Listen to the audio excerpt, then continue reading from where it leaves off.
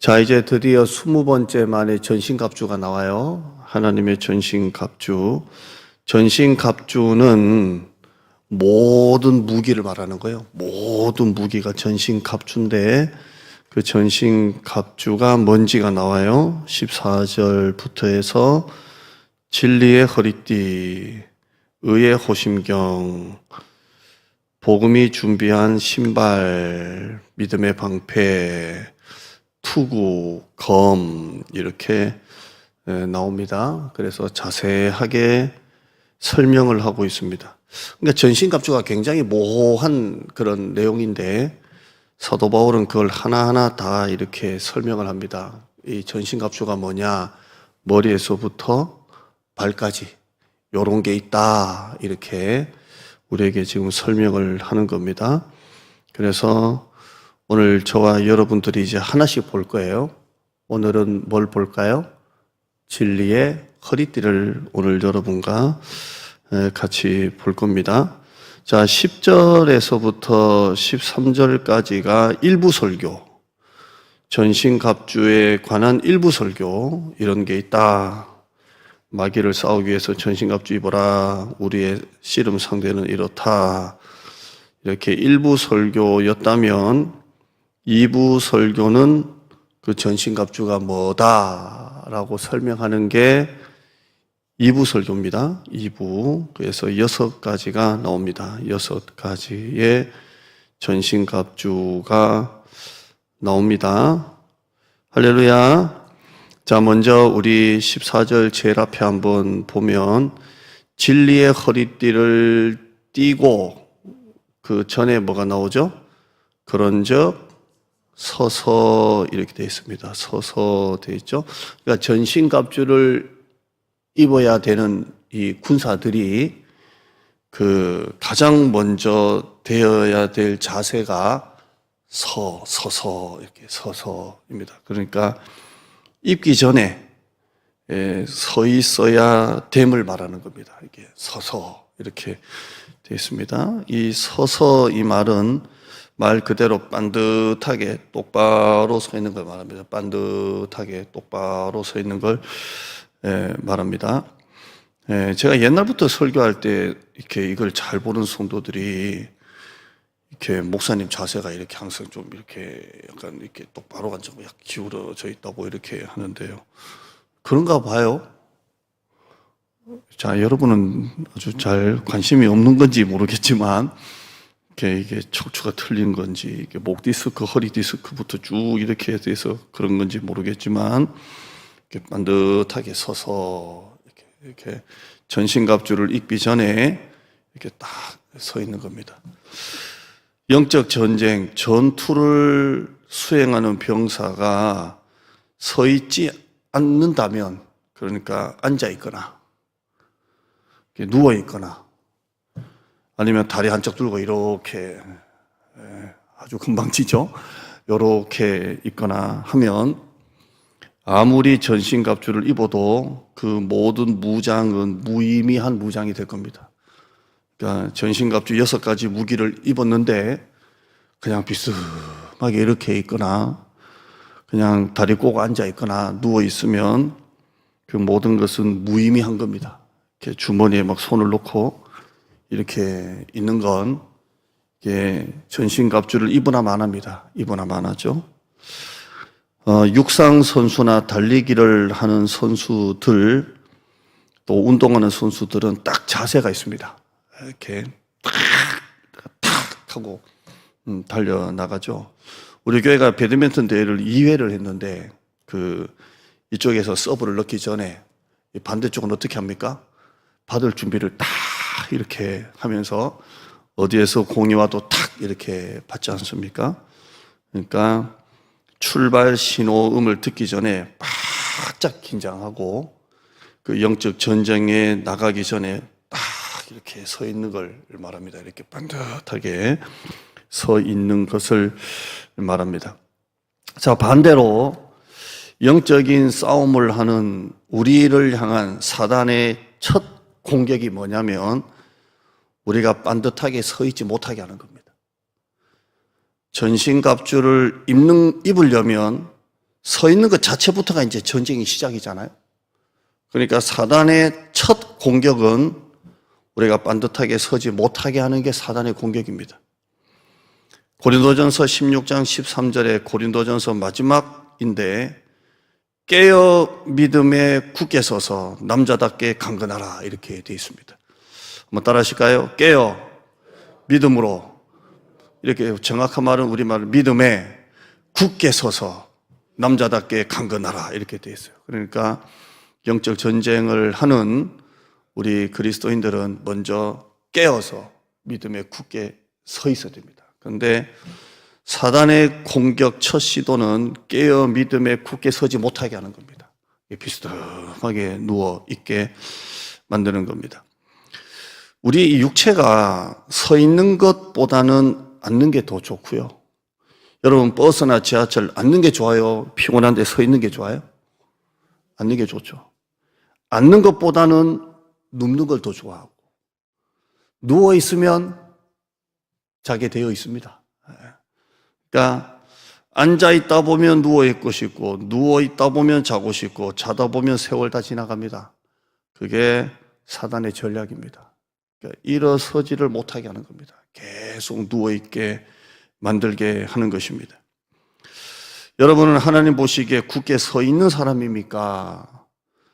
아니면 쓰러져 누워 있는 사람입니까? 사는 게 힘들고 괴롭고 포기하고 싶고 낙심이 되지만 여러분의 인생의 열쇠를 하나님께 맡기시고 다시 굳게 일어서는 여러분 되기를 바랍니다. 사단의 공격 목표는 여러분이 서지 못하게 하는 겁니다. 계속 지쳐서 쓰러 있게 만들고 낙심되게 만들고 쓰러지게 만드는 게 사단의 첫 공격입니다. 그러므로 이 사도 바울은 6가지 무기를 말하기 전에 그런즉 서 있어라 이렇게 말합니다. 서 있어라. 오늘 여러분 이 예배 자리에 잘 나오셨습니다. 이 예배 자리가 여러분이 누워있는 자리, 앉아있는 자리가 아니라 이 자리가 바로 서 있는 자리인 것입니다. 아멘. 자, 하나님의 전신갑주라는 이름 아래 6가지 무기가 나옵니다. 진리, 허리띠, 호심경, 신발, 방패, 투구, 칼. 6가지 무기를 우리에게 주셨습니다. 몇 개 주셨다고요? 6가지 무기를 주셨습니다. 대단하지 않습니까? 다윗은 물맷돌 하나만 가지고 골리앗을 이겼습니다. 그런데 하나님은 우리에게 6가지나 주셨습니다. 그럼에도 맨날 지고 있다는 게 놀랍지 않습니까? 다윗은 물맷돌 하나만 가지고 덕지덕지 그냥 무장했던 골리앗, 방패든 군사까지 데리고 나왔던 골리앗을 물맷돌 하나만 가지고 이겼는데, 우리는 하나님께서 6가지 무기를 주셨음에도 불구하고 맨날 쓰러지고 자빠지고 불평하고 시험 듣는 우리의 이 놀라운 모습을 볼 수가 있습니다. 하나님 우리에게 몇 가지 무기를 주셨다고요? 6가지나 주셨습니다. 그러므로 여러분, 우리는 반드시 이깁니다. 아멘. 한번 따라해요. 다윗은 돌 하나만 가지고 이겼다. 그런데 우리는 6가지나 주셨는데 맨날 지고 있습니다. 맨날. 자, 이들 중에 공격을 위한 무기는 검 하나밖에 없습니다. 검 하나만 공격하는 무기고, 나머지 5가지는 적을 해치기 위한 공격용 무기가 아니라 나 자신을 지키기 위한 방어용 무기라는 것을 여러분이 아셔야 합니다. 성령의 검 하나만 적을 해치는 공격용이고, 나머지 5가지는 나 자신을 보호하기 위한, 나 자신을 지키기 위한 무기입니다. 어떻게 하나님이 3대3도 아니고 5대1이나 해서 하나만 공격용 무기고 5가지는 너를 지켜라, 자신을 지키는 무기로 주셨을까요? 이 사실은 우리에게 무엇을 말해 주겠습니까? 마귀를 공격하는 것은 단 하나의 무기만으로 할 수 있다는 거예요. 마귀를 공격하는 것은, 마귀를 해치는 것은 단 하나의 무기로도 할 수 있지만, 마귀의 공격으로부터 나 자신을 보호하는 데는 5가지나 필요하다는 겁니다. 5가지나. 이것은 영적인 싸움에서 마귀를 공격하기 전에 마귀를 공격하는 것보다 나 자신을 지키는 게 더 힘들다는 것을 보여줍니다. 더 힘들다는 거예요. 여러분, 영적 전쟁에서 마귀와 싸워 이기자! 이렇게 하면서 우리가 마귀들과 싸울지라 죄악 벗은 형제여. 그 다음에 뭐죠? 불러봐야겠어요. 마귀들과 싸울지라 죄악 벗은 형제여, 담대하게 싸울지라 저기 악한 적병과 심판 날과 희한하게 생각이 그때마다 나는 게 신기합니다. 멸망이 내가 섰는 눈앞에 곧 다가오리라. 영광 할렐루야. 다 하겠다. 그것도 쉴 것 같아서. 자, 우리는 이렇게 마귀와 싸워 이기자라고 하지만 정작 나 자신을 지키는 게 더 힘들어요.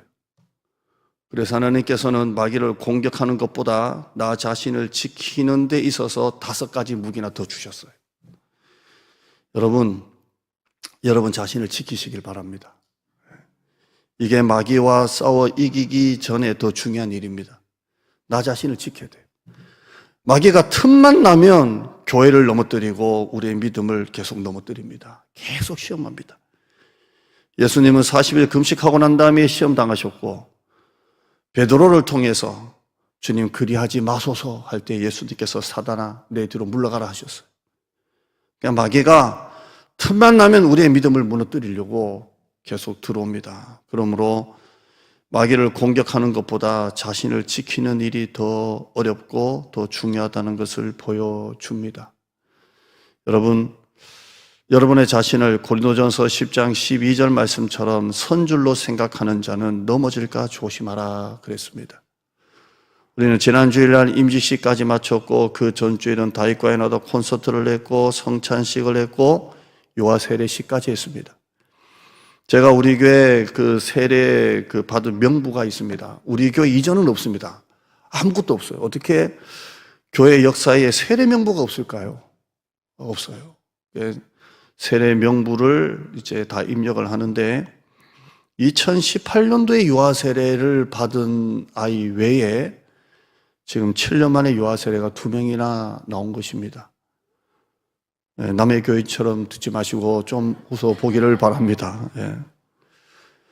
이런 큰 행사를 통해서 교회가 한 단계 성장하고 성숙하고 또 이전 2주년을 앞두고 새로운 일꾼들이 세워졌을 때 마귀는 그러한 교회와 공동체를 가만히 놔두질 않습니다. 마귀가 하는 일은 공격하는 것이고 서 있는 교회를 넘어뜨리는 것이고 서 있는 성도를 무너뜨리는 게 마귀의 공격입니다. 그러므로 사도 바울은 그런즉 서 있어라 라고 하고 6가지 무기 중에 5가지를 네 자신을 지켜라 라고 말씀하고 있습니다. 자, 이제 우리가 볼 것은 진리로 허리띠를 띠고 이렇게 되어 있죠. 우리 14절 말씀 보면 그런즉 서서 싸움의 시작이라 그랬습니다. 서 있읍시다. 그 다음에 진리로 너의 허리띠를 띠고 이렇게 되어 있죠. 먼저 허리띠부터 보겠습니다. 여러분 허리띠는 잘 알 겁니다. 허리띠죠.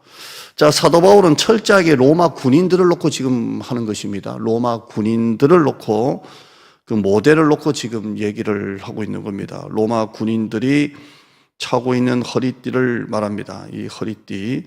여러분 영화 이탈리아죠, 로마. 영화 보면 로마 군인들 나오지 않습니까? 로마 군인들 이렇게 투구를 탁 쓰고 그리고 우리처럼 이런 바지를 안 입고요. 꼭 뭘 같은 거 입습니까? 얘들이 치마 같은 걸 입습니다. 치마 같은 것을 입고 그 위에 옷은 뭐라고 할까요? 여자 원피스라고 하나요? 블라우스 하늘하늘한 이거 여기 무릎까지 이렇게 내려오는 이렇게 낙낙한 여자 옷을 뭐라고 낙낙한 블라우스라고 합니까? 이렇게 그런 거 어렵네요. 모심 애들이 그런 거 로마 군인들이 이따만한 덩치 애들이 그런 거 딱 입고 투구를 입고 이렇게 이걸 뭐죠? 튜닉이라고 합니까? 튜닉? 그런 거 용어 있잖아요. 이렇게. 예. 자, 이게 이제 보통 때는 이렇게 헐렁하게 밑에까지 이렇게 낙낙한 원피스처럼 내려오는데 전투할 때는 그러지 않죠. 전투할 때는 이 끝자락을 끌어올리죠. 이게 다리까지 내려오면 끌어올려가지고 다리가 다 보이게 하고 요거를 이렇게 묶는 겁니다. 이렇게 딱 이렇게 묶으면 이게 무릎까지 내려왔던 이게 여기 딸랑 올라와가지고 탁 묶고 탁 하고 이제 나가는 것입니다. 전쟁 준비의 시작이 바로 이 허리띠입니다. 탁 차고 이렇게 나가는 겁니다. 구약 시대의 이스라엘 백성들이 애굽에서 나올 때 출애굽할 때 하나님은 모세를 통해서 이렇게 말했습니다. 출애굽기 12장 11절에 너희는 그것을 이렇게 먹을지니 유월절을 말하는데요. 허리에 띠를 띠고 발에 신을 신고 손에 지팡이를 잡고 급히 먹어라 이렇게 돼 있어요. 그러니까 이제 애굽에서 막 나오는데 마지막 유월절 떡을 먹을 때 천천히 그냥 집에서 애들과 얘기도 좀 하면서 마지막으로 저녁에 만찬을 가지면서 떡을 먹으라 하지 아니하고 허리에 띠를 딱 띠고 발에는 신발을 신고 손에 지팡이를 잡고 급히 먹어라. 그리고 먹자마자 이제 가는 거예요. 이제 먹자마자. 그래서 모세는 백성들에게 마지막 만찬이니까 편안하게 먹고 난 다음에 옷 다 입고 가자 하지 아니하고 다 떠날 차비를 다 차리고 허리에 띠를 띠고 발에 신발을 신고 손에 지팡이를 잡고 급히 먹어라. 그리고 먹자마자 가는 것입니다. 이게 바로 허리에 띠를 띠는 겁니다. 딱 띠는 겁니다. 딱 띠는 거예요. 우리 남자분들도 이렇게 옷을 입을 때 다다다닥 이렇게 옷을 입지만 마지막은 뭡니까? 벨트를 촥 하고 이제 하는 것입니다. 주일날 우리 크리스찬들, 우리 남성분들이 양복을 입고 넥타이를 바짝 잡아 매고 영적으로 나를 바짝 세워서 그리고 하나님 앞에 예배 드리러 나오는 것과 같은 것입니다. 그냥 편안하게 추리닝에 스레빠 신고 이렇게 하지 아니하고 허리에 띠를 띠고 발에 신발을 신고 손에 지팡이를 잡고 그다음에 허리띠를 탁 두르면서 예배드리러 나오는 것입니다. 할렐루야. 여러분, 우리 교단은 합동측이고 저는 어릴 때부터 모태신앙에서 합동측에서 자라났습니다. 지금 한국교회 젊은 목사님이나 또 저희 또래 목사님들이 청바지 입고 또 티셔츠 입고 이렇게 뭐 니트 같은 거 입고 주일날 설교를 한다고 하는데 나는 안 되는 것 같습니다. 저는 우리 어머니에게 와이셔츠조차도 주일날에는 여름에 짧은 거 입지 말라고 교육을 받았기 때문에 지금 또 주일날에는 와이셔츠가 아무리 여름에 더워도 긴 와이셔츠를 입고 다닙니다.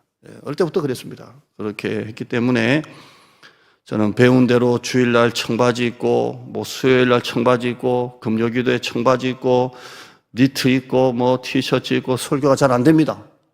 아주 어색합니다. 여러분도 제가 그렇게 나오면 굉장히 어색하실걸요? 뭐 다 괜찮습니까? 네. 이왕 우리가 배운 대로 우리가 신앙생활을 하는 게 좋다고 생각합니다.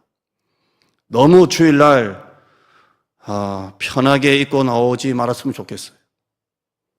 그래도 우리가 크리스찬이고 우리 포도원교회 김문우 목사님이 그랬어요. 옷은 품격이다 그런 말을 했는데요. 옷을 잘 입어라 라는 게 아니라 우리가 어떤 중요한 장소에 갈 때는 정장을 메고 갑니다. 또한 우리가 조금 어려운 식사 모임에는 정장을 입고 갑니다. 그런 것처럼 우리가 예배드리러 나올 때에 너무 편하게 입고 안 나왔으면 좋겠어요. 적어도 주일날만큼은 우리가 가장 풀 정장으로 입고 나왔으면 좋겠어요. 그래야 우리 교회 초신자들, 새신자들, 방문자들이 그걸 보고 따라하는 거예요. 야, 저렇게 해봐도 그냥 예배 드리는구나. 이렇게 한번 시작되면 전부 다 그렇게 딱 느슨해지는 거예요. 왜 진려 허리띠를 매라고 딱 말합니까? 이게 영적 전쟁에 있어서 중요하기 때문에 그렇습니다.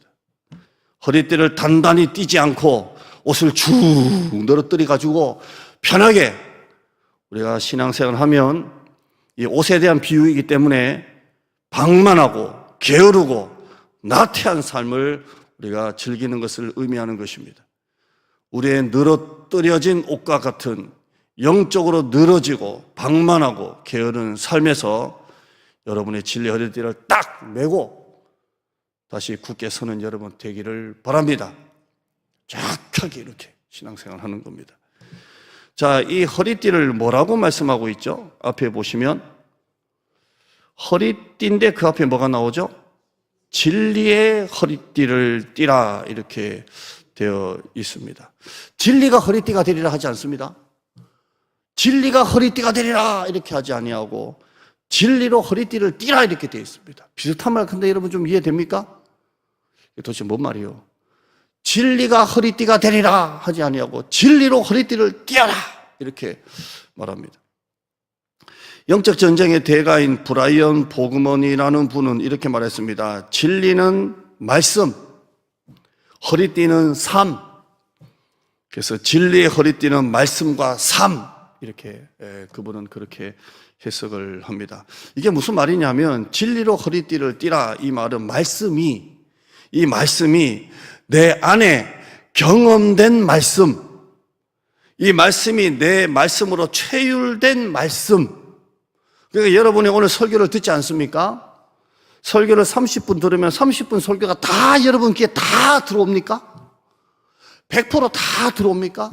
아니면 여러분이 하루에 3장씩 요즘에 성경 분량이 이 초반에 범위를 잘못 잡아서 9장씩 여러분이 요즘에 많이 읽죠?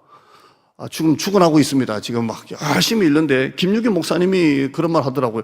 목사님 9장에도 읽고 막 그래요. 막 5년 동안 훈련된 결과로 9장 또 막 지금 따다다다 막 따라가고 있습니다. 지금. 자, 9장을 읽는데 9장 말씀이 다 들어옵니까? 막 9장 읽는 내내가 막 부글부글 막 타오릅니까? 아니지 않습니까? 30분 설교 중에 예화 하나든 어떤 한마디가 내 안에 탁 들어오지 않습니까? 여러분 성경을 3장 정도 읽는데 그 중에 한 말씀이 오늘날 뭔가 탁 들어오지 않습니까? 이게 체휼된 말씀이에요. 이 체휼된 말씀으로 허리띠를 매라 이 말입니다. 체휼된 말씀으로 딱 매는 것입니다. 그냥 지나가는 로고스가 말씀이 아니라 나에게 탁 들어오는 그 체휼된 말씀, 이 말씀, 이 레마의 말씀으로 내 삶을 딱 둘러매라는 이 말씀입니다. 그래서 다시 말하면 영적 전쟁의 대가인 브라이언 보그먼은 진리는 말씀이고 허리띠는 삶이기 때문에 체휼된 그 말씀이 내 삶에 탁 붙잡아주는 말씀이 되라는 것입니다. 여러분, 체휼된 이 말씀이 여러분의 영적 전쟁의 허리띠가 되는 것입니다. 아멘. 이 말씀이 돼야 돼요. 저는 여러분들이 목장 모임을 어떤 대화를 나누고 어떤 나눔을 하고 있는지는 모릅니다. 제가 여러분과 같이 목장 모임 시작부터 끝까지 같이 앉아있지 않기 때문에 잘 모릅니다. 그러나 여러분, 목장 모임을 하면서 여러 가지 우리가 웰컴을 하면서 마음을 열기 위한 여러 가지 대화를 나누겠지만 그건 그냥 빨리 끝내시고 말씀을 가지고 이 설교 주일날 1시간 전에 선포된 말씀을 가지고 여러분이 말씀을 서로 쉐어링하면서 그 체휼된 말씀이 목장 모임을 통해 이게 내 삶의 이번 한 주간의 허리띠가 되어야 됩니다. 아멘. 그게 목장 모임 하는 것입니다. 그래서 예배 때는 귀로 들었던 이 말씀이 여러분의 목장을 통해서 내 이야기로 고백이 되고 이게 내 삶에 적용이 되면서 체휼된 이 말씀이 내 삶에 서로 허리띠를 채워주는 게 목장 모임이라는 것입니다. 정치 이야기가 굉장히 복잡합니다. 지금 저는 전혀 모르다가 뉴스를 보려고 보는 게 아니라 이렇게 네이버 보다 보면 이렇게 메인 기사에 뜨지 않습니까? 계엄령 얘기가 나오고 탄핵 이야기가 나오고 막 그렇습니다. 여러분이 보수든 진보든지 간에 정치 이야기는 하면 짜증이 나고 정치 뉴스를 보다 보면 속이 좀 뒤집어집니다. 짜증나고 걱정한다고 나라가 바뀌는 것도 아니고 은혜만 떨어져요. 은혜만 떨어져요. 여러분, 교회에서도 너무 교회 이야기 하지 마요. 교회가 어떻게 돌아가는지는 하나님의 교회 일하시기 때문에 너무 교회 이야기 많이 하다 보면 은혜가 떨어질 때가 있어요. 그냥 담임 목사와 당회와 또 중직자들이 교회를 잘 끌고 나갑니다. 그러므로 너무 교회 얘기하다가 주일 낮 예배 때 받은 은혜가 오히려 목장 모임을 통해서 선교의 모임을 통해서 은혜가 떨어질 때가 있어요. 여러분, 주일 말씀 가지고 이 체휼된 말씀, 이 말씀이 여러분의 삶의 허리띠가 되어야 돼요. 그러려면 한 번 들은 이 말씀이 여러분이 2명, 3명 모이든 간에 목장 모임을 통해서 이 말씀을 서로 나누면서 그 말씀, 내가 이걸 받았다, 너는 이걸 받았다 하면서 내가 못 받은 말씀을 이 사람이 나눌 때, 이런 말씀도 있었냐고 서로 체휼을 대면서 서로 허리띠를 채워주는 역할을 하고, 이렇게 해서 여러분이 세상에 나갔을 때에 사업도 힘들고 장사도 힘들고 사는 것도 힘든데 이 말씀이 내 삶의 허리띠가 되어서 영적 전쟁에서 이기게 하는 것입니다. 아멘. 여러분은 목사처럼 하루 종일 교회에 살면서 설교 준비한다고 성경 보고 책 보고 그러지 않잖아요. 그러니까 한 번 들은 그 말씀 가지고 사는 거예요. 물론 새벽 기도도 있고 수요예배도 있고 오늘 같은 금요 기도도 있지만 이 말씀들이 여러분의 삶의 진리 허리띠가 되는 거예요. 허리띠가 30분 내내 들은 말씀이 다 허리띠가 되면 좋겠지만 아니잖아요. 그 중에 한 말씀이, 그 체휼된 말씀이 내 안에 들어오는 것입니다. 해결될 수 없는 문제에 뛰어들지 마시고 그 문제에서 한 걸음 벗어나서 하나님의 체휼된 말씀으로 허리띠를 채우세요. 아멘. 왜 해결할 수 없는 문제에 뛰어듭니까? 내가 걱정한다고 되지도 않는 문제에 왜 뛰어듭니까? 그 해결할 수 없는 문제에 뛰어들지 마시고 그 문제에서 한 걸음 물러나셔서 어제 들었던 그 말씀, 내가 기억나는 그 말씀을 허리띠로 차고 영적 전쟁에서 싸우는 것입니다. 결론입니다. 진리의 허리띠는 공격용 무기가 아니라 나를 지키는 무기입니다. 진리의 허리띠가 지뢰밭과 같은 수많은 사단의 시험에서 여러분을 지켜줄 것입니다.